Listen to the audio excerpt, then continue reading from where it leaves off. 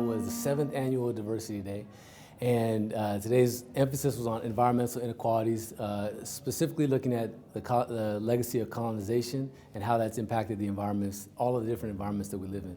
And we spoke to it not just in intellectual words, but in art, in music, in poetry, in every way we could to get that message to sink in.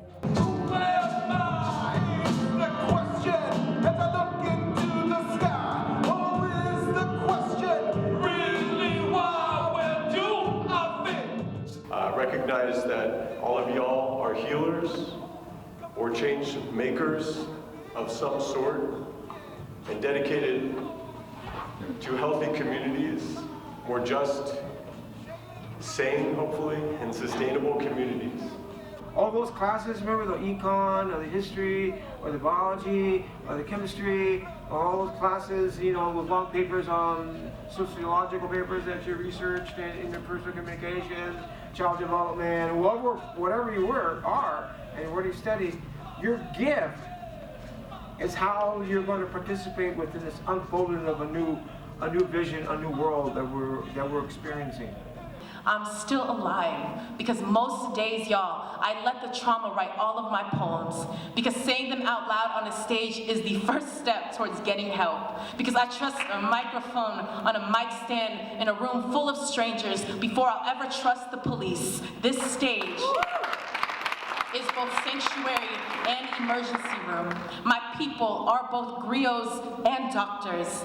The purpose is also, I would say, to decolonize this space. And I think, but for me, what that means is to fully understand the impact of colonialism on our arrangements, on our social institutions, on our relationships that we have with one another, and to address and acknowledge the lands that we are currently occupying. He asked us in his talk to think about ourselves as being implicated in settler colonialism, and to think of ourselves, all of us, as settlers.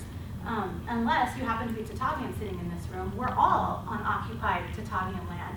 And so what does that mean? And what does that mean in terms of even in our quote unquote helping professions, education, social welfare, you know, the things that we're doing in our social justice agendas and projects, you know, in what ways might we also be reproducing settler colonialism in our behavior? I felt impacted on every level. I felt inspired by the breakout sessions that were talking about food, about land use, about women's issues, about deaf studies, about gay culture.